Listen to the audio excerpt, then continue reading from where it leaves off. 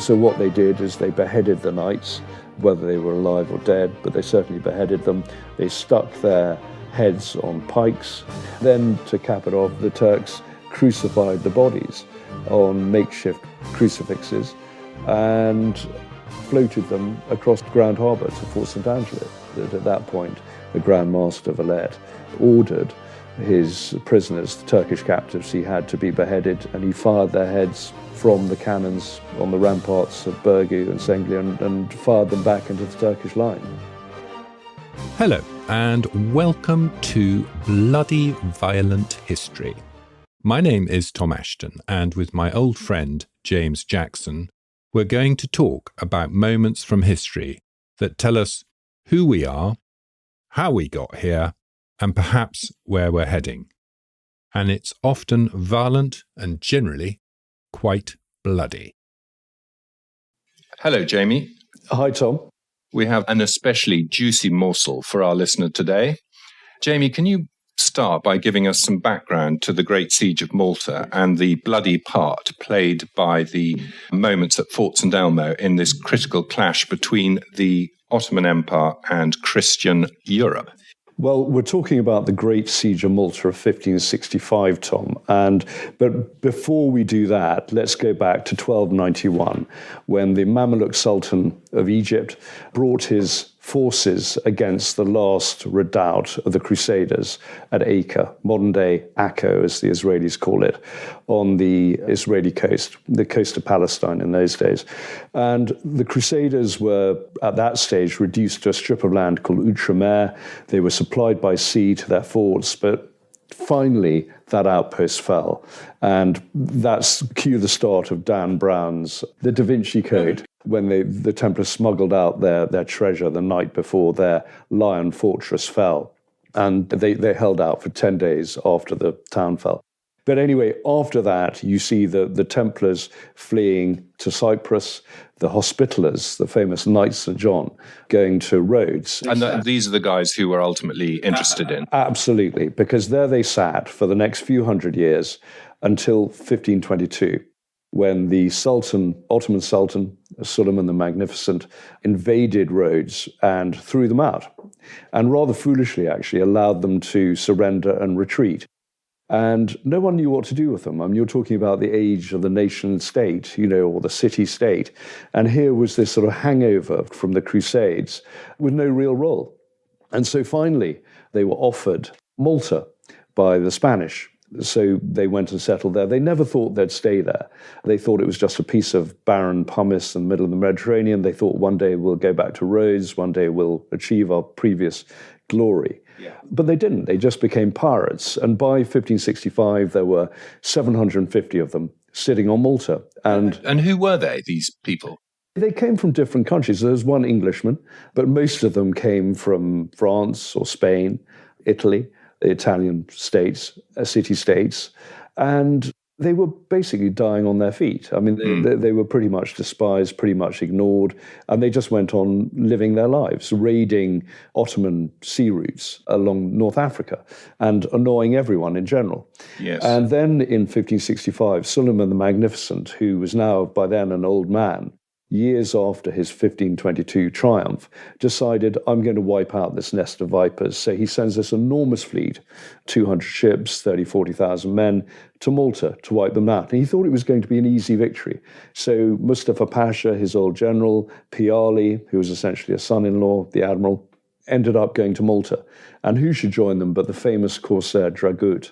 Uh-huh. And if you look at Grand Harbour in Malta, on one side of the northern side of it, you've got Fort St Elmo. On the southern side, you've got Fort St Angelo, which is the headquarters of the Knights of St John. At that time? At that time. And actually, it is still the headquarters of the Knights of St John, the Knights of Malta. Right. And the famed Jean Parisot de Valette, or de la Valette as he became, sat in Fort St Angelo. And it's amazing when you walk on the roof of that fort, there is his private chapel and also his nymphaeum, his little grotto, water grotto against and he could see exactly what was happening to Fort St Elmo. Yeah. And once the Turks attacked Fort St Elmo, brought their cannons up, had dozens of guns bombarding the fort, Valette knew that this was going to be the crux, the crucible of the battle, and it could make or break the Siege of Malta. The survivor of the nights would be decided here, because what he did was every night was reinforce across the 1,000-yard gap between Fort St Angelo at the end of this little peninsula, Burgu. Every night used to send reinforcements in order to try and bleed out the Turkish attacks. Okay, so this is a sort of tactic that's been used throughout history of basically creating a Pyrrhic victory, is it? Of sucking the... Well, absolutely. I mean, the idea is to ensure that the enemy bleeds out. And it's no coincidence that this siege was basically from late May to late-ish June. So you're talking just under 30-day siege of Fort St Elmo. And in that time, the Turks lost half or more than half of their Janissaries, which were their famed shot troops. They were the best marksmen, they were the best fighters, they were the equivalent of the Waffen-SS. Yeah. So this was very, very important for Valette to see this happen. And you had a huge bombardment. And what has been learned throughout history is that if you reduce something to rubble, you are essentially creating the perfect defense. And you saw that in Stalingrad, for example, in the 1940s. You saw that at Monte Cassino. So that sort of fighting is reduced to really whites of their eyes, hand-to-hand, close-quarter battle. And, at Stalingrad, the favored weapon of Soviet troops was basically the sharpened trenching tool.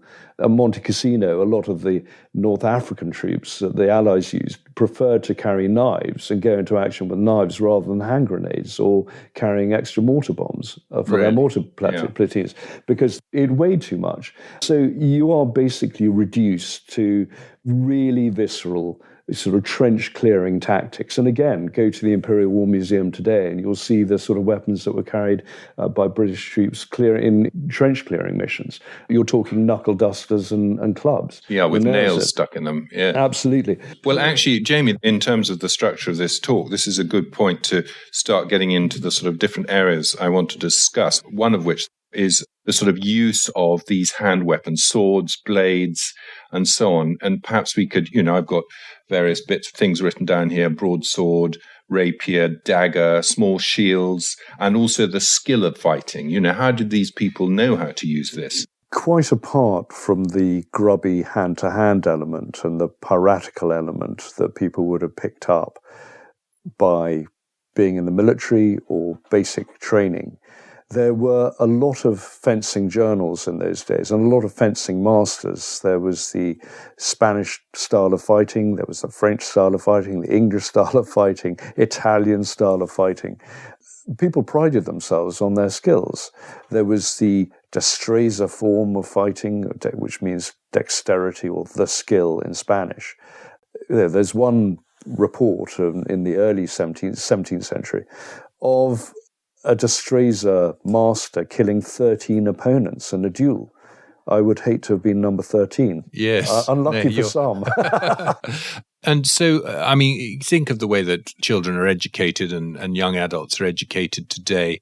At what stage would somebody sort of be said, right, you're off to go and see the sword master now and start learning the basics? Oh, right from the start. And certainly if you were a gentleman and were heading to be a Knight of St John, you would have had fencing training from a very early age. What, age 5 or 12? Later on. You wouldn't have been able to hold a sword then, but you would certainly, as you got into your early teens, you would have certainly had a lot of fencing lessons. It was just part of your education. And not only using a shield or a dagger in one hand, but carrying a buckler, a small shield in one hand. This is how fencing was conducted. From Tudor times into the early 17th century, you would have carried a buckler and then a dagger. So people favoured different means. If you look at destreza, it taught you how to use everything from a rice flail to a sword to a wooden chair. And did they do this business like the Romans when they practiced? They practiced with heavy wooden swords to build up their muscles. Oh, they would absolutely have done that. Yeah. As I said at the beginning, the Knights of St John by this stage were essentially pirates. They were galley pirates. Jean Parisot de Valette had been a galley slave in the Corsairs for a couple of years. and survived. So they were very tough men. They knew how to fight. They didn't wear leg armor, they just wore cuirasses, they wore breastplates. They were used to running around. I mean, galley warfare was essentially infantry warfare at sea. So these guys were very used to behaving like corsairs. They weren't fighting sort of ordered battle. They really used to having a punch-up. Right. And so at close quarter, they were using everything from axes to warhammers to maces, broadswords, of course. But even though there would have been long swords like the Zweihander, the two-handed sword, in those sort of situations, you're much better off with a battle rapier or a catspaw, a short, or what was colloquially called a catgutter, short stabbing swords. And if you were being really brutal about the way and you had the time and focus to achieve it, what's the best way to stab someone with a sword to make it not only killing them ultimately, but also making it inconvenient for their fellow men, i.e. maybe wounding them a bit? We're not just talking about stabbing someone, we're also talking about the best way to shoot someone. You basically go for the place that is least protected. For the knights, because they were simply wearing upper armor, you'd have the Turks often firing at their groin, because they were underneath, really. They were basically on the walls below. Taking a pot shot at the codpiece. Yeah, absolutely. They were shooting upwards, they were firing upwards. And so that would have been the most vulnerable area which to attack for the Knights of St John. They were very vulnerable to that. And of course, they had to run around very fast. They had to traverse the ramparts. For the Turks, if you're attacking them with a sword, of course, if they were wearing armor, you'd try and go for an arm or a leg.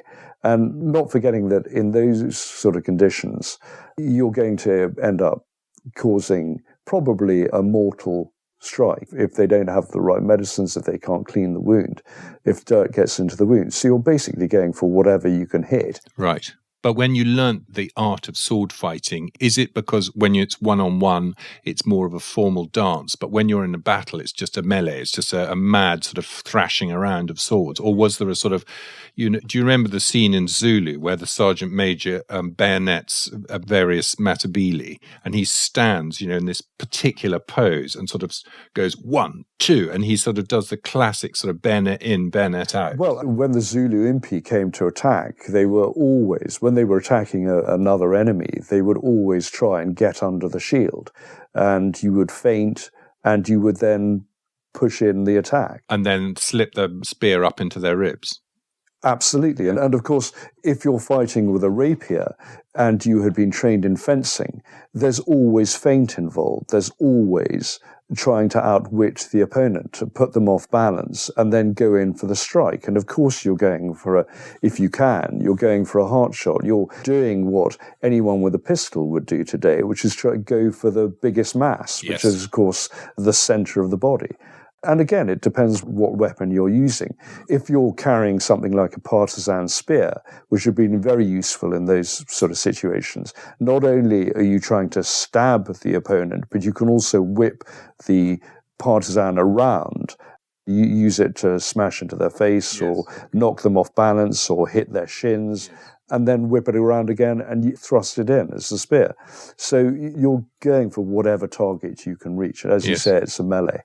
Yes, but say your teacher's teaching you, if you get the opportunity, the best thing is to stab him in the thigh or in the armpit or in the eye. Or what would they be told where to?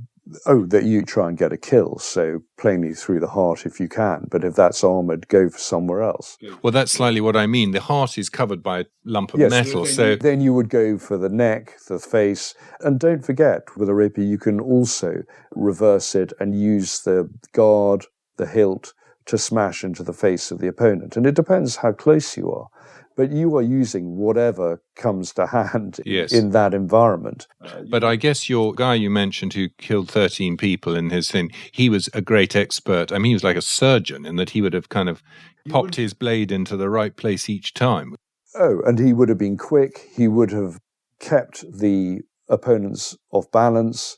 He would have used geometry. This is what Destreza was really based on. It was conservation of energy and effort.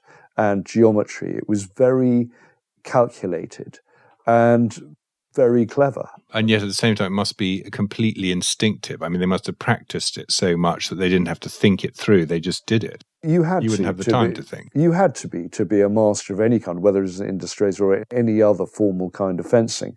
But frankly, in a battle, when you're carrying a hammer or an axe or a mace or a spear, you are basically doing whatever you need to do at that particular moment.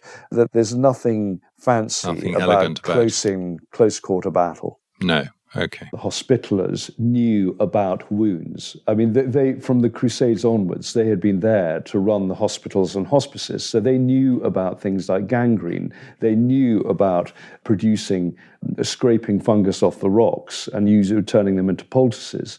They knew about basic medicine. And anatomy, I'd say. And anatomy, and trying to staunch blood, stop wounds, stop the spread of gangrene. So, for example, one of the tricks they would have used would have been to dip musket balls in pig fat or animal fat, not only to set fire to the robes of the Turks when they as they fired them, but also to spread disease, to spread gangrene. Well, did they also do it for a religious reason? They might well have done it, knowing that this would have been an unclean animal and unacceptable. So, and they would, or they would have, just as archers in centuries before would have dug the heads of arrows into the ground or put gangrene on them or poisons. It was pretty common practice and known that this would spread disease. Let's say something about pole weapons. Well, with pole weapons, you're really talking about pikes, halberds, that sort of thing. And they're of most use, really, in formations, in well-disciplined infantry formations. So if anyone used them, it would have been the Spanish infantry who were there to support the knights. Now, in the chaos of a siege where you've got breaches being formed, you've got collapsing ramparts, that formality, that order goes out of the window. So it's very difficult to use a pole weapon. It gives you reach, that's the advantage, but they're not flexible in that environment. They can be quite good at crowding out the enemy if they come through a breach and you want to force them back. So they would have been used in that situation. But they wouldn't have been that useful in trying to prod the enemy from a rampart. They might have been useful on the ravelin, the earthworks outside Fort St Elmo, for example, that was put up just before the ditch that had stakes in it in front of the main walls of the fort. So there were many obstacles in which the enemy had to get across, had to traverse. It was like a modern assault course, but much deadlier, of course. Yeah. And so in the areas where the enemy could be channeled, then pole weapons had a use. The most useful pole weapon of all, and you're talking about a pole weapon 11 feet long. What's it got on the end? Well, it depends whether it's a halberd or whether it's just a pike, whether it's half axe, half spear. So you've got, or whether it's a battle scythe, for example, stuck on the end. But again, they're difficult to handle. They're heavy things. And long, yeah. And long. And the most useful weapon, actually, during the siege, pole weapon during the siege, was probably the trump. That was really a medieval weapon, and it was a flamethrower. And again, it had linseed, naphtha, gunpowder, all sorts of things mixed up into it. And so not only did you have an 11-foot pole, you then had something that could spurt a flame out up to sort of 15 feet. So it's a sort of marriage of a pole weapon and a sort of early gun. Yes, or at least a flamethrower. So you're talking quite a long reach. You're talking 26 to 30 feet. I think a very difficult bit of kit to use. A difficult bit of kit to use, but the knights went one step further and they managed to put a brass cartridge in it full of arquebus balls. So when the flame died out, suddenly the thing would turn into a giant shotgun. So again, it's a sort of scatter weapon. And they weren't amateurs in this. They would have had also things like Saker cannons, anti-personnel cannons that fired musket balls, that fired arquebus balls, and could take out quite a lot of people, and certainly in a confined space. or if they're enfiladed, it's quite difficult to escape that shot. And it would have absolutely terrified the Turks. Well, let's have a description of the trump in action from your wonderful book, Blood Rock. A piteous cry and a knight fell past Hardy into the trench. He would be lost among the later press of dead. "The trump! Christian, take the trump!" It had been quick thinking by a guardian angel on the walls. With an upward glance, he caught the long wooden shaft of the incendiary and swept it in a fiery arc towards the advancing enemy. The muzzle snorted, spitting flame, igniting a swathe of robed Turks. In seconds they were indistinct shapes, writhing in a sea of fire. Some staggering among their brethren, spreading the conflagration, others dropping like wax candles to burn in the ditch below. A figure stripped of life and flesh collapsed in molten incandescence on the bridge. Wood smouldered. Hardy moved forward, catching a trio of kneeling arquebusiers as they sought to take aim. They erupted into individual pyres, their powder horns detonating and blowing away body parts. The foe were edging away. Gradually the blazing tongue of the trump weakened. It sputtered, its bellow growing asthmatic and thin. The Turks pushed in. A large Janissary smiled as he inched forward, signalling to the arquebusiers beside him to lower their weapons. The infidel would be his, was there for the taking and the trophy head. "You stare at death, unbeliever." Hardy did not move. "I stare at a mere Turk." "A Janissary, an invincible one." "None are invincible." He watched as the flame from the trump died. "You are a clown, bedecked in heron plumes. I am a soldier of the Sultan, and the crescent who will drink your blood. For that, you will need a mouth and a stomach." It was the Black Moor who had modified the trump, who had placed inside its hollow tube a brass canister full of musket balls, these now discharged. In a ripple explosion they tore through the Turkish ranks, winnowing, flattening, driving back. Men clutched at faces which had ceased to be, clasped at bellies that spilled their contents. The upper torso of the Janissary had vanished. So it seems to me, over the history of warfare, there have been moments where organized forces, I guess something like the legions is an example, where the Roman legions, where they would come up against very fierce fighters in countries, in Germany or in Britain or whatever, but the solid nature of a legion operating overwhelmed these brave, barbaric individuals because they just sort of chopped them up. But in this case, it seems to be the other way around, whereas these quick-moving small groups of men, around only 150 knights, managed to defeat a formal army. Why is that? Well, look at the defeat of the Roman legions in the forests of Germany, when 20,000 men were wiped out by the Germans. And the Germans funneled them between palisades and marshes and cut them off, because, again, you go from a well-ordered legion into random groups strung out over a long area trying to get through a forest they didn't know. Sorry to take it back to the Fort St Elmo, that's just the land. They couldn't deploy their forces. Yeah, you're always channeled into a very sort of short spearhead or a narrow spearhead, trying to get through these enfilades and being absolutely cut to pieces. And also, don't forget, not only have you got wild pots of wildfire coming down on you, you've also got something that it's always been said Valette invented himself, but who knows, but fire hoops. And these fire hoops were basically wooden hoops wrapped in cotton wool, dunked in brandy, gunpowder, naphtha oil, and set on fire, dropped over the side. And these hoops could catch 3 or 4 men at any one time. A lot of the Turkish troops, particularly the Janissaries, were in sort of flowing robes and baggy pantaloons. Yeah. And you are going to go out like a human torch. Did they not learn quickly to not wear baggy pants and to douse themselves in seawater before they went into the attack? Or Again, it's very difficult in those situations to, if you're on the offensive, to do anything than deploy the tactics you try. And everything they tried, again, this referred to the other side of the harbour when they were attacking Bergen and Senglia, but they tried siege engine. And of course, what did the knights do? They took out stones from the bottom of their walls, ran cannon through, muzzles of cannon through, and they fired chain shot. And from the base, they took out the enemy. There was another incident where the Turks rolled a bomb. They made this incredibly sort of deadly bomb, which was a barrel of gunpowder covered in sort of bits of iron and everything else, nails, you name it. And they rolled it into the defense, and the defenders rolled it out again. And it blew up, went down the slope and blew up and killed absolutely dozens or even hundreds of Turkish attackers. It's like in all those war movies that you don't see nowadays where they throw the stick grenade and then it gets thrown back. It's like, surely they'd learn to count how long to pull before they throw it. It has been known, yeah.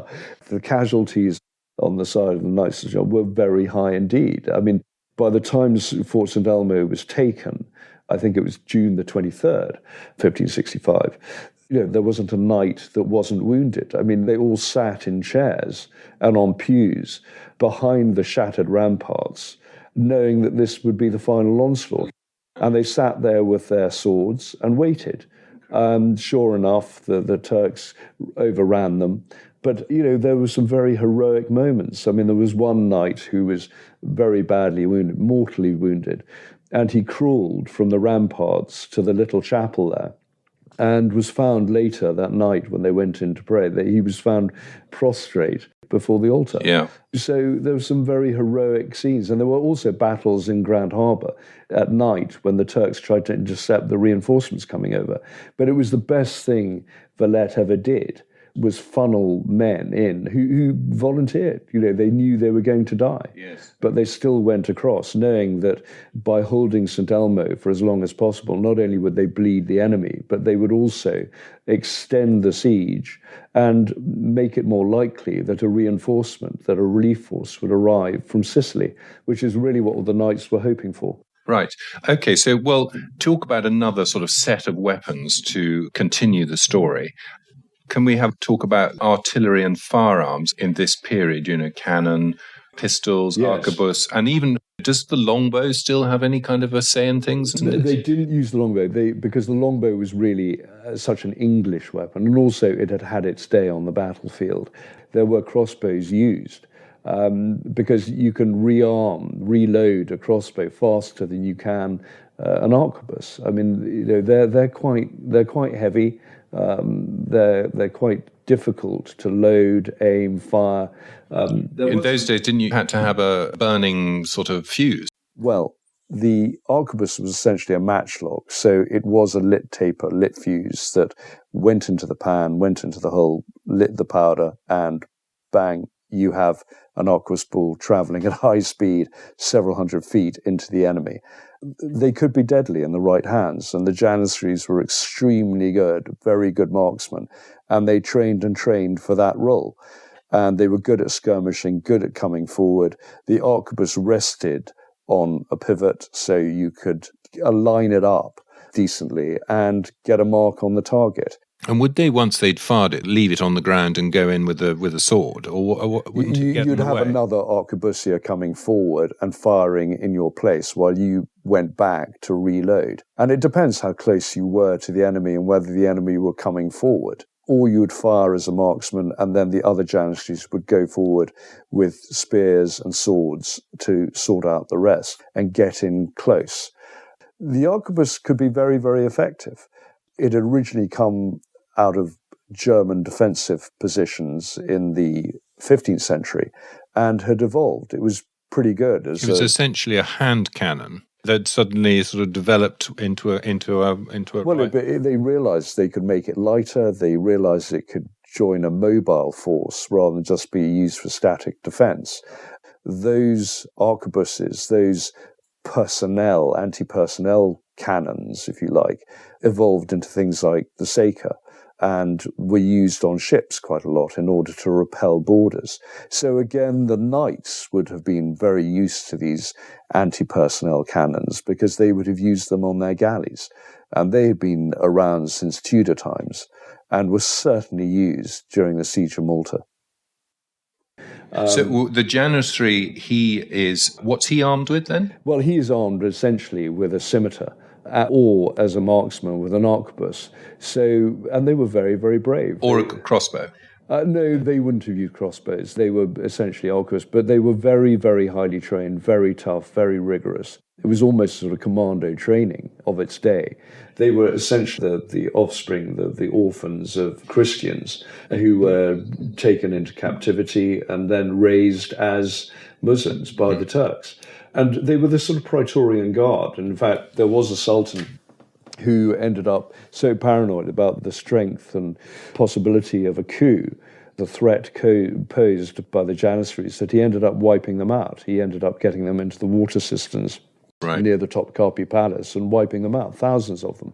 They were a sort of double-edged sword, really. But once they had been blunted, it started to seep into the morale, sap the morale of the Turkish army. And, so in this particular offensive, once they'd been, like the imperial troops at Waterloo or whatever, that was the sort of final straw. So everyone else was going to run for cover if these guys were defeated. Yeah, after that, you were dealing with your secondary troops. And then, of course, disease took hold. You had dysentery. There was no natural water supply. Things started going badly wrong because the Turks had expected a very quick victory and they didn't get it. So in terms of that, knocking the place apart and then ending up with the disease on your side, the artillery that the Turks are, and I guess the knights, but the Turks are deploying to knock down St Elmo, what's that? Well, they were using very, very large, they were firing very large rounds of stone, 150-pound rounds of stone. I mean, very, very large siege guns.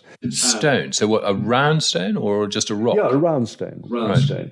And you're sending a sort of basilisk ball against the walls and pretty close range. They also had petard mortars, hence the expression hoist by your own petard. And the mortar it fires up in the air and comes down over the walls. Absolutely. You've got that. You're also applying siege engines, you're conducting mining operations, trying to undermine the foundations as well, where you dig a tunnel and then set fire to the props, set fire to the supports, so the walls collapse. But again, every time a wall collapsed, the knights would either rebuild parts of it into a lower wall, or they would simply leave it and use it as rubble from which they could have advantage to pick off attackers. Yes. So artillery and siege warfare sort of goes together at this time. Were they all working from a sort of manual? You would certainly have had books written, texts available, and training on the job in terms of how do you take a castle, and a wealth of experience. Don't forget the Ottomans were the masters in siege warfare. Right. They had invaded Europe, they had invaded other countries in the region, and they were very good at their mining, at firing cannonballs. They were superb artillerymen. Was the thing that with siege warfare, if you had the resources and the time, you would eventually crack any castle? Is that the rule of thumb? It's a rule of thumb if you're bloody good at what you do. There's no point just sitting outside a castle. You have to really know which buttons to press, how to undermine. You would have had a corps of engineers who would have known how to undermine the walls. You would have had artillerymen who knew how to train guns, who knew the right bore, who knew how to make the cannonballs fit. Would they have been able to say to the general, whoever he was, obviously commanding the whole show, yes, we can do this, but it's going to take you 2 years or, a week? They would have had the experience to know the sorts of things that had to be done. And they certainly would have known that it wasn't just a question of physically reducing the walls, that they were fighting also a physical battle and a psychological battle. So they had to keep the defenses guessing on where they were going, where they were undermining. They had to keep the defenses guessing which was the weak point that they were going for. And don't forget, Fort St Elmo had several layers. It had the ravelin, the earthwork, rampart outside the walls. It had a ditch full of stakes and that was crossed by a thin bridge that was very difficult for an armed attacker to cross. And the armed attacker was going to have to fill it with bundles of wood, was going to have to try and put alternative bridges across. All the time, the defenders were pouring a hail of arquebus fire, crossbow fire, wildfire, fire hoops, letting off trumps, those flamethrowers. So you're facing a barrage. And so there was a science, but it wasn't guaranteed. The defenders were determined enough that they could extend their period of survival in their castle from the average time to a much greater time if they were resolute. And Fort St Elmo held out far longer than the Turks or even de Valette across in Fort St Angelo could ever have imagined.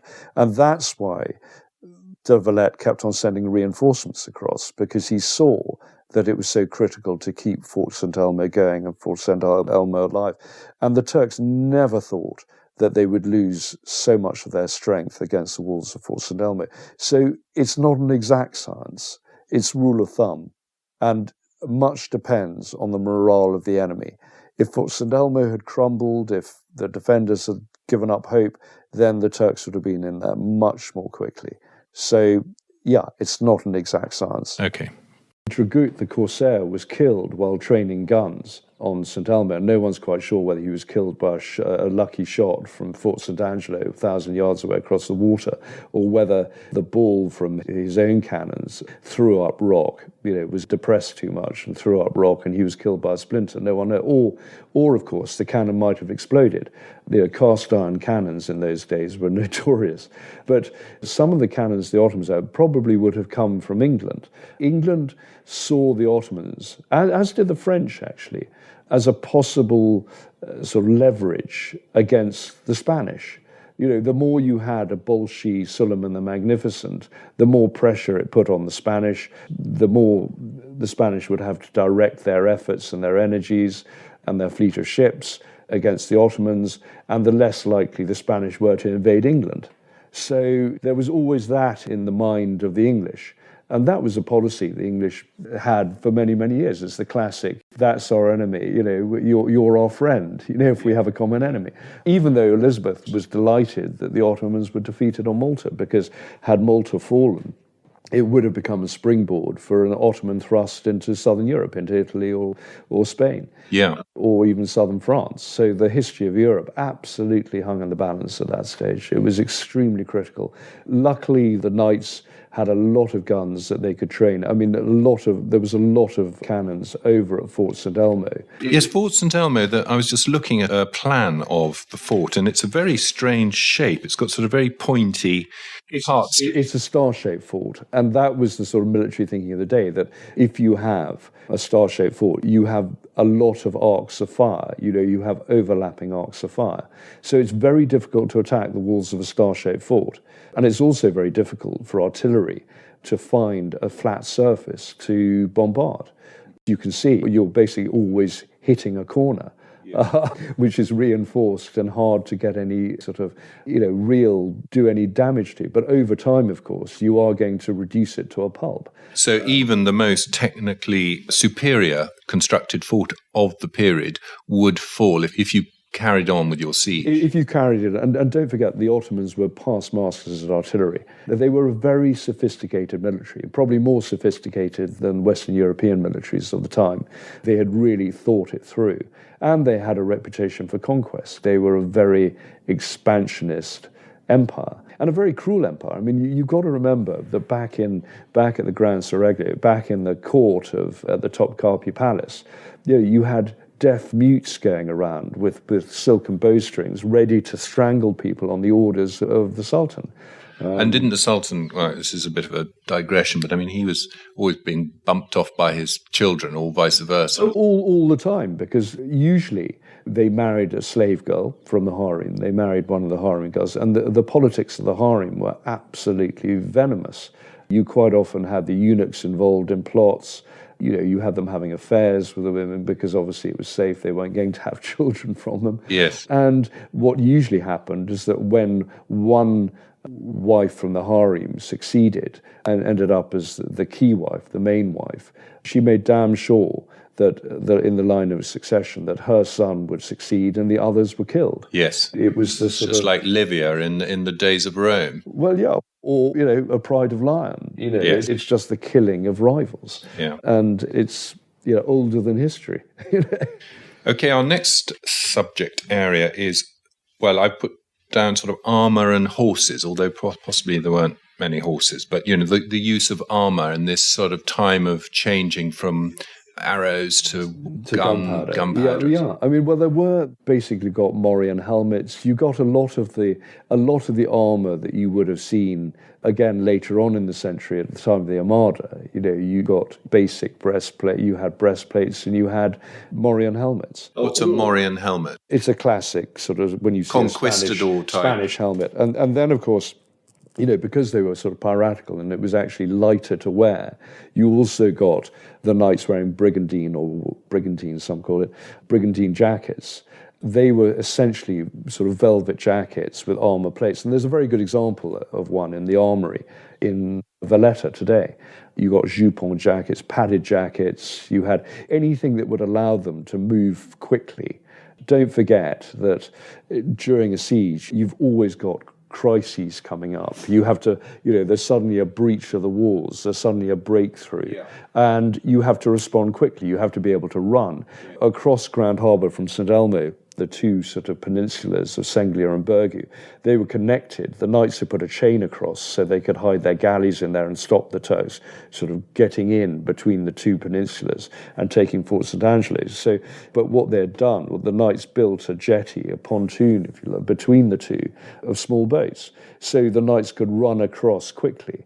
And along with the knights, you had 2,000 Spanish infantry, you had, some people say, up to 2,000 Maltese civilians, probably fewer than that, actually, probably in the hundreds. But they were all running around. Plugging the gaps. Yeah, sort of a firefighting force in reserve. But the reserves were running out. I mean, Fort St Elmo not only bled the Turks, but also bled the knights as well. But the knights and soldiers were to some extent armed, but the Janissaries didn't have armour. Some of them did. Some of the Turkish troops did. It really depended on what the job was at the time. So they did have basic, way back. I mean, if you go back to the Crusades, you got the Muslim armies tended to wear things like lamella or lamella armour, which was plated armour. And some of it was very, very sophisticated. So they had a very strong tradition of steelwork and armories. So they were up there. So it's essentially a trade-off between protection and being able to actually move around in that heat at speed. Yeah, you had to, you're talking summertime, you're talking midsummer, and you had to move quickly. And the Turks were the ones who were running out of water big time. In terms of horses, yes, there were horses. The horses of the knights, the cavalry of the knights, had gone up to Medina, the walled city, the walled citadel, higher up the island, a few miles away north. And they used to come out to raid the baggage trains. And in fact, it was those raids that eventually convinced the demoralized Turks that a relief force had landed when the cavalry did a particularly heroic raid on a baggage train and butchered everyone they found. And so it was that constant sort of, again, it was constantly undermining the Turks, picking them off, taking sentries out, which is the oldest trick in the book. And it's no different to, say, the raids that someone like Anders Lassen was doing for the SAS and SBS in the Second World War around the islands, the Aegean.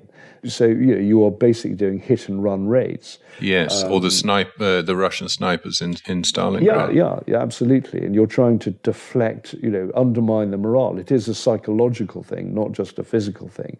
You are basically trying to terrorize and unnerve and keep the enemy off balance. But the terror tactics and intelligence used to defend the fort and also to win the battle. Well, I mean, ultimately, psyops, as we now call it, has always been a key feature of any sort of warfare. What psyop? Psychological warfare. It has always been, trying to undermine the morale of the enemy has always been key in a battle. And so, for example, when the Turks decided to march towards Medina, the governor of Medina ordered his sort of couple of cannon to fire their shots way before the Turks came within range. Even they didn't have very much artillery on the ramparts, and they certainly didn't have very much shot or powder. But he did it to show we're strong. And then he got all the women and children to wear Morian helmets and carry pikes and march along the ramparts. This convinced the Turks that Medina, it would be a waste of time attacking, because if they had lost as many men as they had done against St Elmo. They were certainly going to lose more against Medina. So that's a classic example of bluff. And if you want an example of terror tactics, when St Elmo finally fell in late June 1565, the first thing the Turks did was obviously murder the knights who were still alive. I mean, there was no quarter on either side. No quarter at all, because there was no reason to want to ransom anyone. And also the Turks had lost so many men attacking the fort. I mean, their blood was up. So what they did is they beheaded the knights, whether they were alive or dead, but they certainly beheaded them. They stuck their heads on pikes so that 1,000 yards away from his roof terrace on Fort St Angelo, the Grand Master of the Knights would have seen it. All the knights in Fort St Angelo would have seen what was happening.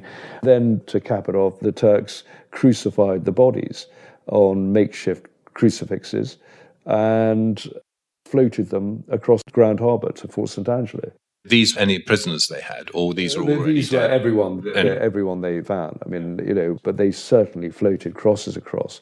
And it's always been said that at that point, the Grand Master Valette ordered his prisoners, the Turkish captives he had, to be beheaded, and he fired their heads from the cannons on the ramparts of Birgu and Sengli and fired them back into the Turkish line.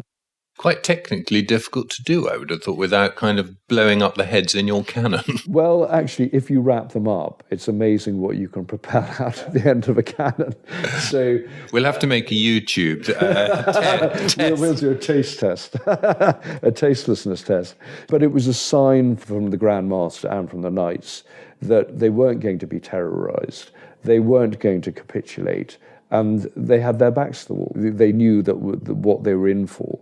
Were they? And in a way, that death or victory. And in a way, that tactic backfired because had Mustafa Pasha, the general in command of Turkish forces, done what Suleiman the Magnificent had done in Rhodes, and said, "Okay, if you we'll negotiate a surrender and you can leave with your dignity intact after this heroic stand," maybe there would have been some sort of compromise, there would have been a deal. But this time they were going nowhere. And actually, I don't think the Knights of St John wouldn't have surrendered anyway, because they knew that had they retreated from Malta, that would be the end of their order. They weren't going to be given anywhere else. They weren't going to be given anywhere else. Their time had passed, basically. History was against them. But, of course, having won the Siege of Malta, when the Turks finally gave up, of course, money poured in. And when did after the fort fell, was that basically the end of the show? Or? Oh, no, absolutely not. I mean, you're talking about a siege that went on for over 100 days. They went on battling on the walls of Birgu and Senglia, and they just got nowhere. I mean, it was, but everyone was at last gasp. I think the Turks certainly were. And, of course, they were hit by dysentery, which killed tens of thousands of their men. But they were also, you're getting into autumn by that stage, and the Turks thought, what are we going to do during the winter? You can't use galleys in winter weather. They would have been trapped on Malta. There was nowhere for them to go. So they either had to get out, or they would have had to winter there with their supplies running out, with their men diseased and dying from dysentery or from their wounds. What could they possibly do? And once they discovered, or once they believed they couldn't take Medina, the walled city in the north, they had no shelter at all. They would have been living out in the open. And so their morale absolutely plummeted. Then they thought a relief army had arrived, so that was the last straw. And so they started fleeing. The knights were attacking them all the way. And it was a rout by the end. I mean, the Turks were dying in the water. As they left. And relief forces were arriving. And so they had nowhere to go. They were in a very, very bad state indeed. Once Valette had won, once he had seen them off the island, that's when the knights became enriched body that they then became. I mean, Valletta, the modern city of Valletta in Malta, capital of Malta, is built on Mount Sybaris, which is where the Turks, overlooking Fort St Elmo, which is still there, and those were the heights on which the Turks had their cannons, had their trenches and their gun emplacements. Now, the money poured in slightly after the fact, or did they feel this was the place to defend Christendom and then from there on? Oh, it was after the fact. It was really as in praise of the triumph and really in total sort of respect of Jean Parisot de la Valette. I mean, he had won the day. And of course, everyone sort of has this image of this sort of heroic grandma. He was 70 at the time. But when you see paintings of, he's a short fighting man. He's a very tough, you just know he's a very tough pirate. But there was behind it all a core of faith. I mean, if you walk on the roof of Fort St Angelo, which I was very lucky to do when I was researching Blood Rock, my thriller about Great Siege of Malta, in the private chapel there's a column of pink granite, and it's always been said that the only place that is found is really in the Holy Land, and that was brought from the Holy Land when the Hospitallers fled in 1291. So a token reminder. A token reminder. It had obviously gone to Rhodes and then been carried from Rhodes and the ballast of the galleys. It had ended up in Malta and been put in the chapel. So was it honour and valour, or was it money, or was it both that sort of gave these people, these knights, their purpose and their... Oh, I think at the time of the siege, it was knowing that there was nowhere to go.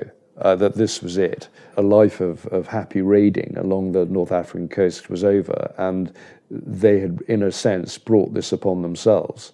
No one was really going to come to their aid. They knew they were on an outpost, and they knew that they were probably going to be sacrificial lambs.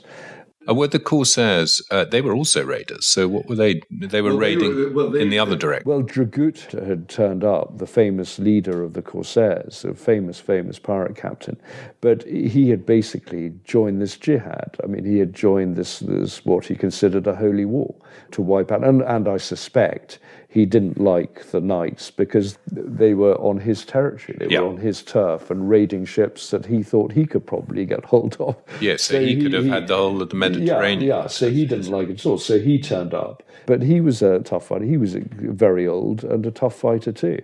But it was the last great stand, really, against the Ottomans. And after that, the Ottoman Empire waned. If you wind on to the Armada in 1588, Medina Sidonia, the commander of the Spanish fleet, really had knowledge of Mediterranean fighting, of galley fighting. And so you can see in the tactics of the Armada this close defensive formation in a crescent shape. Those are classic galley tactics. Right, and so did Drake know that? Oh, absolutely. And Drake and Howard and the others attacking the Armada formation were basically using British tactics of broadsides. They weren't particularly effective, but they drove the Armada on. That's really what the British were trying to do. And so they were harrying this large formation that was in a very defensive sort of formation. And in the same way, that's exactly, they were mirroring, the Spanish were mirroring the tactics they were using in the Mediterranean. So at Lepanto, again, you get classic sort of galley tactics. I say the European side won. Was that because they had more galleys? They were pretty equally matched, I believe, but we just put up a better fight. And they were on the up? Well, the morale was on the up after the Siege of Malta, and of course, who should be involved in the Battle of Lepanto but the Knights of St John themselves? Yeah. They had quite a few galleys in the battle, and again, their pirate tactics came to the fore. And this is at the time of the sort of beginnings of the Renaissance, is it? So the whole sort of, the power is moving from the Middle East, today's Middle East, into sort of Western Europe, into the city-states of Italy and elsewhere, and again, by this stage, the Knights of St John were absolutely the talk of the town throughout Europe, the talk of every court in Europe. Even Elizabeth I sent her congratulations and her praise, because everyone knew what they had achieved. And it was a pretty dramatic and spectacular victory, a very bloody one, but huge costs to the Turks. And I think that the Turks never recovered from that defeat. It was a really bad one for the Ottoman psyche. Brilliant. Well, I think we've covered pretty much everything. Hopefully people feel a little bit more informed about what it was like to fight and be skewered by these various weapons and the effect they had on both sides, the winning and the losing side. Jamie, thank you very much. Thanks, Tom. So it goes. My name is Tom Ashton. His name is James Jackson. You can view images relating to each podcast on our Bloody Violent History Instagram account and on our website, bloodyviolenthistory.com. Please subscribe, it's free, to our podcast on the app you use, and to our mailing list via our website. This is very important as it boosts our rankings in the podcast charts. Thank you and good luck.